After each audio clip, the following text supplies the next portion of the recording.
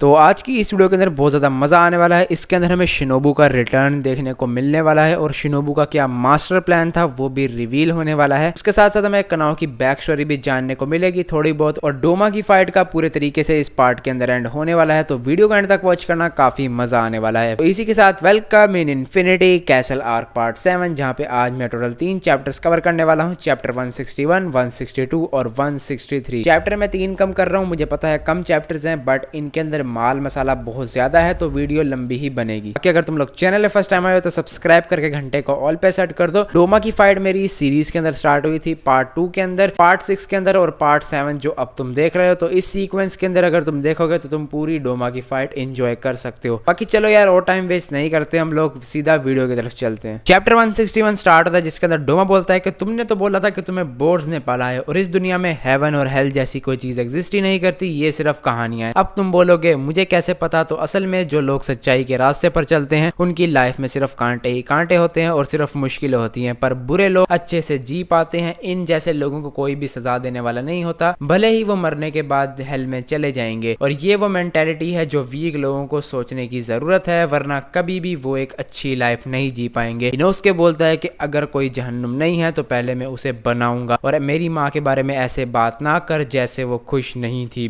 Beast breathing 10th fangs, circular fangs. Doma बोलता है कि ये इंटरेस्टिंग है, मैं बोर होने तक तुम दोनों के साथ खेलूंगा। तभी कनाओ पीछे से उसके ऊपर अटैक करती है, लेकिन वो उसको अटैक करके दूर फेंक देता है। डोमा इधर छलांग लगाता है और इनोस्के उसे बोलता है अबे साले नीचे आ।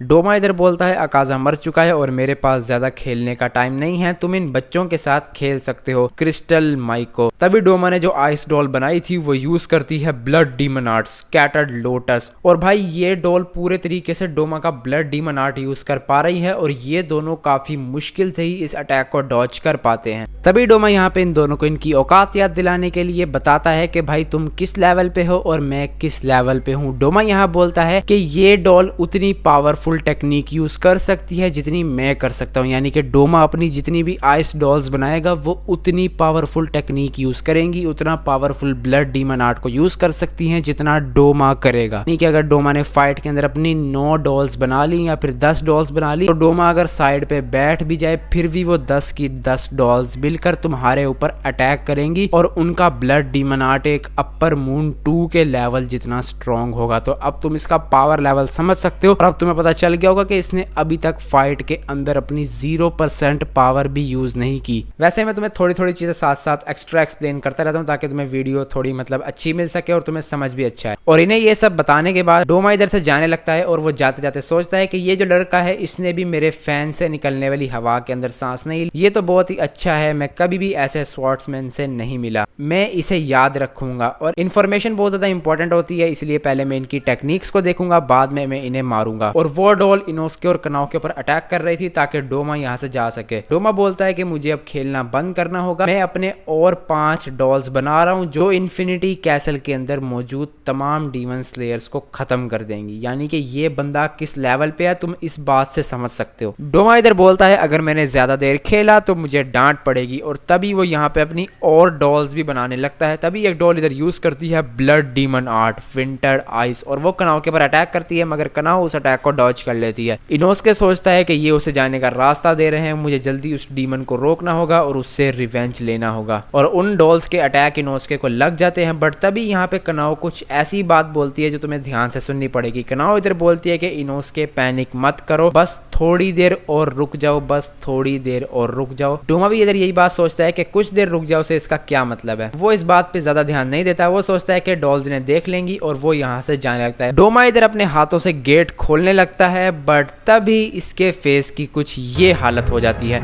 कनाओ इधर सोचती है कि यस। डोमा का फेस यहाँ पे पिघलने लगता है, वो जमीन के ऊपर गिर जाता है और तभी यहाँ पे डोमा को किसी का फेस नजर आता है। और तुम ये देखो भाई, ये किसका फेस है। अब तुम समझ गए होगे कि शिनोबू का क्या मास्टर प्लान था। इसी के साथ हमारा चैप्टर हो जाता है एंड। चैप्टर 162 स्टार्ट होता है, जिसके अंदर हम लोग एक फ्लैशबैक को देख, जहाँ पे शिनोबू कनाओ से बोलती है कि अपर मून 2 जिसने हमारी सिस्टर को मारा, तुम्हें मेरे साथ मिलकर लड़ना होगा, बट मेरी पहली कंडीशन ये है कि उस डीमन को मुझे खाना होगा। कनाओ बोलती है क्यों, अगर हम साथ में लड़ें। शिनोबू बोलती है कि इन ख्यालों को अपने दिमाग से निकाल दो, एक अपर मून 3 हाशिरास के लेवल का होता है। हमारी बहन के हिसाब से उस अपर मून को लड़कियों लड़कियों को खाना पसंद है, तो अगर उसका ओपोनेंट एक हाशिरा है जिसकी फिजिकल कंडीशन बहुत अच्छी है और ऊपर से वो एक लड़की है, तो वो उसे जरूर खाएगा। इस वक्त मेरी बॉडी में विस्टीरिया पॉइजन है, ये मेरी बॉडी के हर जगह पे है, यहाँ तक कि मेरे नाखूनों में भी है। कनाओ बोलती है फिर तो मैं भी। शिनोबू उसे मना कर देती है कि एक तो तुम इस कंडीशन में टाइम पे नहीं आ पाओगी, इसे पाने के लिए मुझे 1 साल से ज्यादा लग गए, मैंने इसे पहली बार कंज्यूम किया है तो मुझे इसके साइड इफेक्ट्स का भी नहीं पता,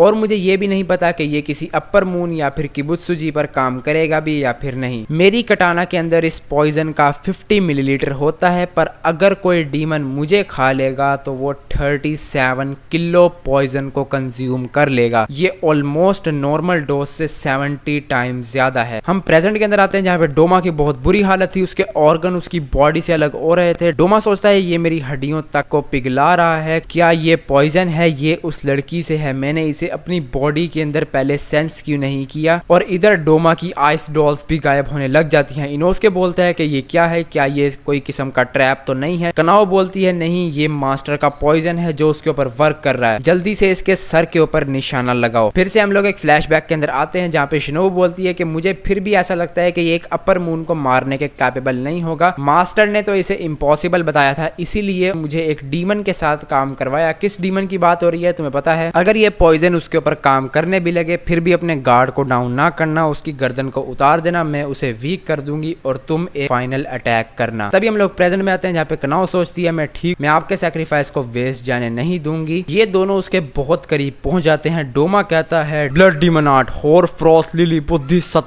और इधर डोमा एक बहुत बड़े स्टैचू को समन कर लेता है जो उन दोनों पर अटैक करता है। कनाओ सोचती है कि अभी भी इसके पास इतनी पावर बची हुई है, अगर हम लोग इसकी रेंज से बाहर गए तो इसे रिकवर होने का टाइम मिल जाएगा, और अगर हम लोगों ने इस हवा के अंदर सांस लिया तो हम लड़ नहीं पाएंगे। शिनोबू ने अपने लास्ट मोमेंट में मुझे ये बात बताई थी, तुम्हें याद हो पार्ट 2 के अंदर शिनोबू जब मरने वाली थी, डोमा ने उसे पकड़ा हुआ था, तो शिनोबू ने अपने हाथ से कुछ साइन किया था, अगर तुम्हें याद तो वो उसने कुछ ऐसे ही नहीं किया था, वो उसने इसे सिग्नल दिया था एक। इसे ध्यान से देखो, ये टेक्निक इतनी अच्छी नहीं है, उसकी एक्यूरेसी बहुत ज्यादा कम हुई है, अब वो सिर्फ अपने आप को बचा रहा है, मुझे उसे यूज करना ही होगा। हम लोग फिर से शिनोबू को देखते हैं जो उसे बोलती है कि कनाओ अगर तुमने ये टेक्निक यूज की तो तुम अंधी भी हो सकती हो, आंखें काफी नाजुक होती हैं, इसलिए हमें उनके ऊपर ज्यादा जोर नहीं डालना चाहिए। तभी हम प्रेजेंट में आते हैं जहाँ पे कनाओ सोचती है कि यहाँ पे आपकी जान चली गई और मैं फिर भी अपने विजन की परवाह करूं, मैं अपनी आंखों की परवाह करूं। You are such a sweet person, a very honourable person, मैं आपको बचाना चाहती थी और आपके साथ घर जाना चाहती थी। फ्लावर ब्रीथिंग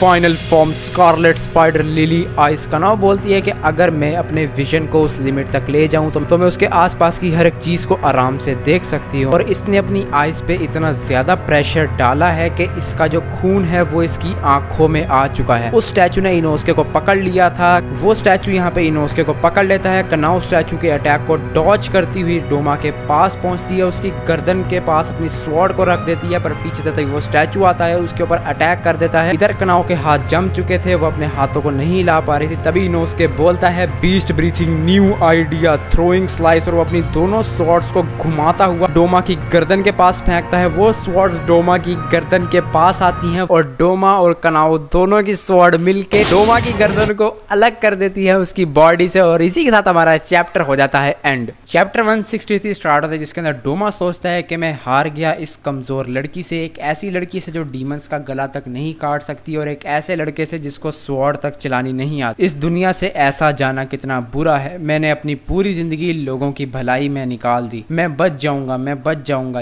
बिल्कुल मुजान की तरह इवन आकाजा ने भी ये चीज कर ली थी। मेरे ख्याल से हेड को दोबारा रीग्रो करने वाली बात कर रहा है शायद ये, इसलिए इसने मेंशन किया कि आकाजा ने भी ये कर लिया था। डोमा का सर यहाँ पे डिसइंटीग्रेट होना स्टार्ट हो जाता है और वो बोलता है मैं मरने से नहीं डरता, मैं मरने से परेशान नहीं हूँ, मैं हमेशा से ही ऐसा था। मेरा बाप लड़कियों को छेड़ा करता था, इसीलिए मेरी माँ ने उन्हें मार दिया, और उन्हें मारने के बाद मेरी माँ ने पॉइजन ले लिया और खुद भी अपनी जान ले ली। और तुम्हें पता है कि डोमा ने उस टाइम उन दोनों को क्या कहा था जब इसके माँ बाप मौत का खेल खेल रहे थे? डोमा ने सिर्फ उन्हें ये कहा क्या आप ये बाहर जाके कर सकते हो, आप मेरे रूम को गंदा कर रहे हो। और उस टाइम ये बच्चा था और डीमन भी नहीं था, तब ये अपने माँ बाप को मरता हुआ देख रहा है, उन्होंने बोल रहा है कि आप मेरे रूम को गंदा कर रहे हो। हो। डोमाया ये कहता है कि मैं सिर्फ यही चीज सोच रहा था कि खून की कितनी गंदी बू है। फिर 20 साल की उम्र में आकर मैं एक डीमन बन गया। मैं फिर उसके बाद कई सदियों तक जिया, पर फिर भी मुझे इमोशंस कहीं भी नहीं मिले। तभी हम लोग यहाँ पे शिनोबू को देखते हैं जो बोलती है कि तुम फाइनली मर गए, और डोमा की मुंडी उसके हाथ के अंदर है। वो ये भी बोलती है तुम मर चुके हो तो अब मैं सुकून से पास ऑन कर सकती हूँ। डोमाया बोलता है तुम शिनोबू चान हो या फिर कनाओ चान। शिनोबू बोलती है कि तुझे मेरा और मेरी बहन का नाम लेने की जरूरत नहीं है और इसे याद रखने की भी जरूरत नहीं है क्योंकि तू बिल्कुल ही डिस्गस्टिंग है। डोमा बोलता है कि तुम्हारे जहर की पावर बहुत अच्छी थी, मुझे तो वो अपनी बॉडी के अंदर फील तक नहीं हुआ। शिनोबू बोलती है क्योंकि ऐसा इसीलिए हुआ क्योंकि मैंने लेडी तमायो की हेल्प ली थी। तमायो वो औरत, पर मुझे काफी बुरा लगा। मैं अपने पॉइजन से तुम्हें मारना चाहती थी, पर फिर भी मैं खुश हूँ क्योंकि यहाँ पे हर कोई जीत रहा है। डीमन किंग अभी भी जिंदा है, पर मुझे पूरा यकीन है कि मेरा कोई ना कोई साथी उसे मार देगा। मैं पूरी कॉन्फिडेंट हूँ। डोमा बोलता है ये क्या है, ये क्या है? शिनोबू से पूछती है क्या हुआ? डोमा बोलता है कुछ नहीं, बस मेरी हार्ट बीट तेज हो गई है।